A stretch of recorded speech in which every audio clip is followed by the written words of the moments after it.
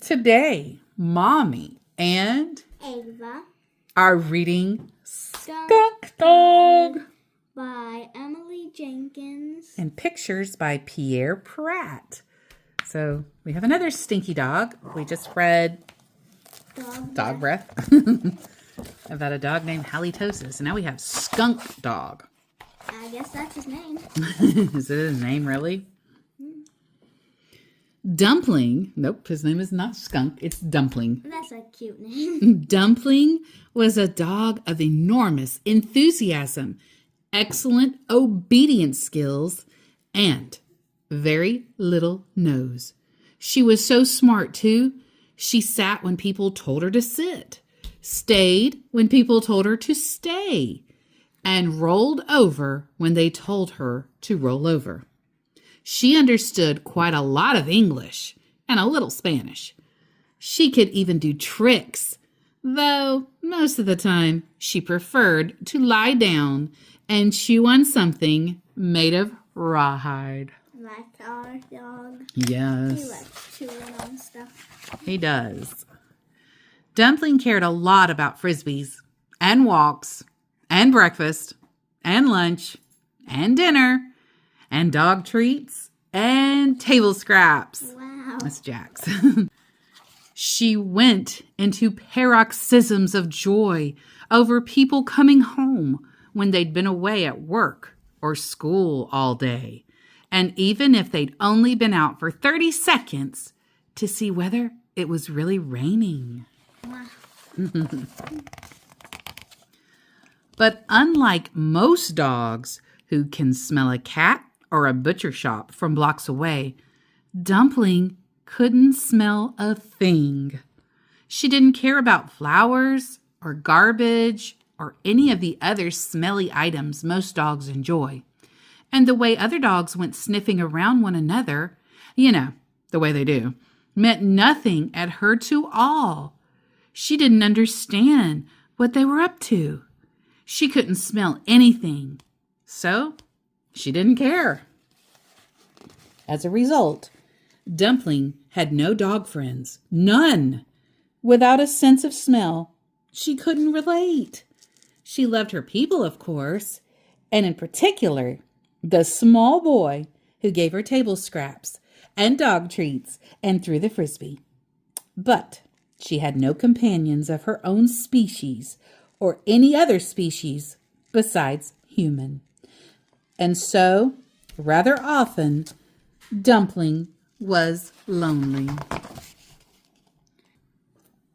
One summer day, Dumpling and her people piled into a moving van with a whole lot of furniture and boxes and took a long ride out to the country.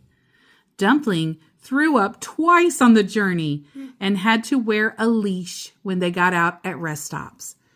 But when they arrived at the new house, she felt it was all worthwhile.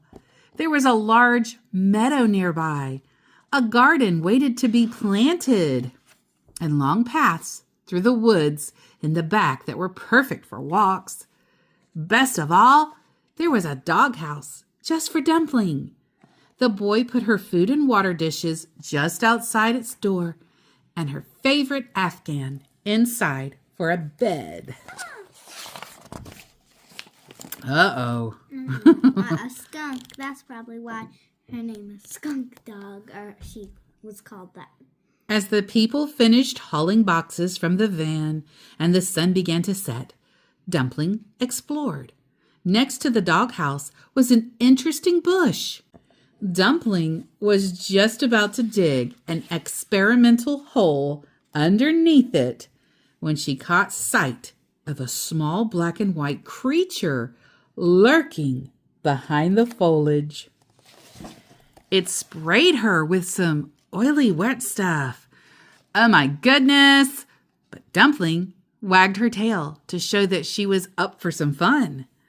The creature sprayed again, then disappeared into the woods. Dumpling was disappointed and trotted indoors. Remember, Dumpling has no sense of smell. So she doesn't know. She doesn't know what just happened. Dumpling! The people cried as soon as they smelled her. What have you gotten into? I think it's a skunk, said the mother. Oh, drat. We'll have to wash her right away, sighed the father. I'll find the dog shampoo. Dumpling, skunks are yucky, explained the boy. Stay away from skunks. The boy dragged Dumpling to the bathroom, where they all three lifted her into the tub and scrubbed her with warm water and a lot of suds. It's not working, said the boy. She still smells, said the father. I read somewhere that tangerine juice works to get a skunk smell out, said the mother, grabbing her wallet and heading into town. I thought it was tomato juice. I thought so too.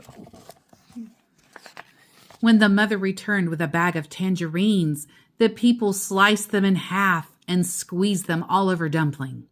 Then they rinsed her and dried her off with a towel. It's not working, said the boy. She still smells, said the father. We have to roll her in sand. That's it. Sand? said the mother. The sand absorbs the oil in the skunk spray. No, I think it's I don't think it's tangerine. I think it's tomato juice because that's what Curious George taught us, didn't he?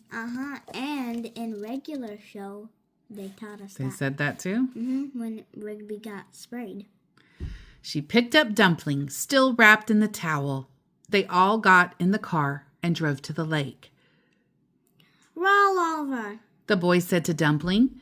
And because she was an obedient dog and always did what people told her to do, Dumpling rolled in the sand. When she was good and sandy, they drove Dumpling home and gave her another bath.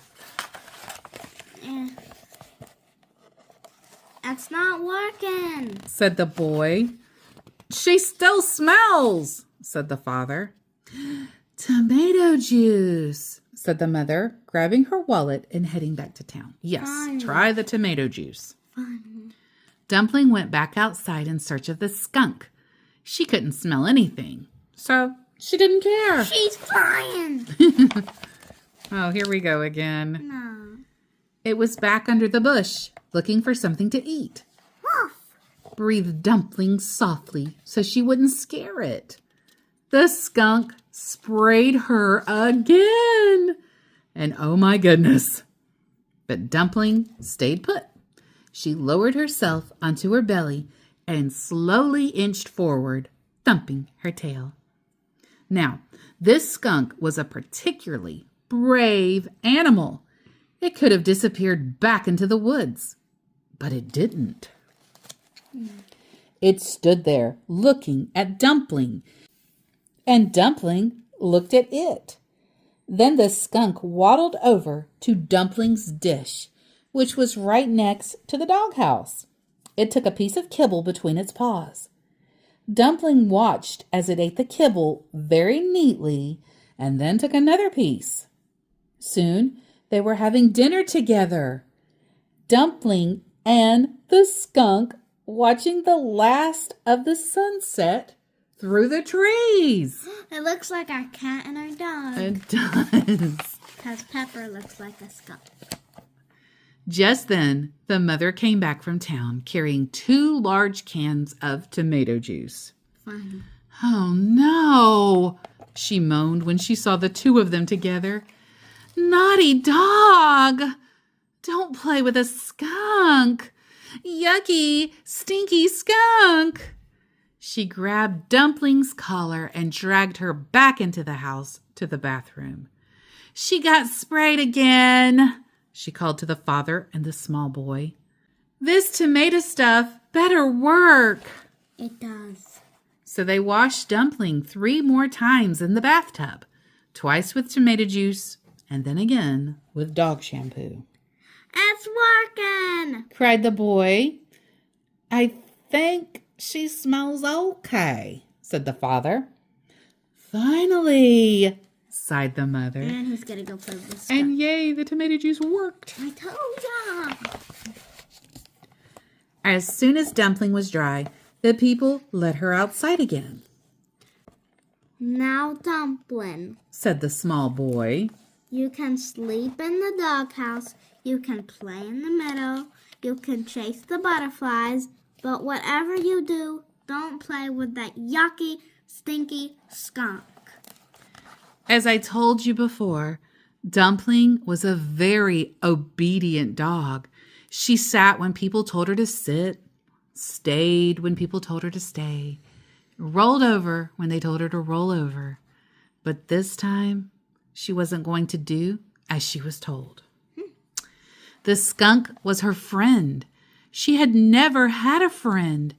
And now that she had one, she wasn't giving it up. Right away, she started to look for that skunk. She looked under the bush. She went a little ways into the woods. She looked in the garden that was waiting to be planted. And underneath the porch, the skunk was nowhere to be found. Maybe it didn't want to be friends after all. Maybe it didn't like when the people said, "Yunky, stanky skunk." Maybe its feelings were hurt. Dumpling searched and searched for the skunk, but the only creatures she found were a couple of white butterflies and a field mouse that didn't seem very friendly. Oh, no. There's the field mouse. I don't think there is such thing as a white butterfly. When the people finished dinner, the boy came out with some table scraps. Dumpling didn't move. The boy pulled a dog treat out of his pocket. Dumpling didn't move. The boy threw a frisbee. Dumpling didn't move. All right. The boy finally said, filling her water bowl and giving her some more kibble. It'll be nice and warm in the doghouse with your Afghan. See you in the morning. With her head hanging low and feeling lonelier than she ever had when she lived in the city, Dumpling wagged her tail gently at him and headed in. And look how small Dumpling's eyes are. They're so tiny. And she's got the big nose, but she can't smell. So tiny. There in the doghouse, cuddled up on Dumpling's favorite Afghan, was the skunk. It rolled over to make room for Dumpling. The two of them lay there for a while, then spent the rest of the night romping around the meadow, stopping now and then to eat a little kibble. Oh, so she got her friend. From then on, Dumpling and the skunk were the best of friends. They played chase and roll in the dust and catch the butterfly. They dug things out of the garden and tramped through the woods. When they got tired, they lay in the doghouse together, side by side. Oh. And though she sometimes got sprayed when the skunk was startled or in a cranky mood, Dumpling never minded a bit. She couldn't smell anything, so she didn't care. And the people, they bought a lot of tomato juice and kept the cans in a cupboard beneath the bathroom sink. And they got the mask and yeah. The end. And thank you to everyone who stayed for the reading of Skunkdog.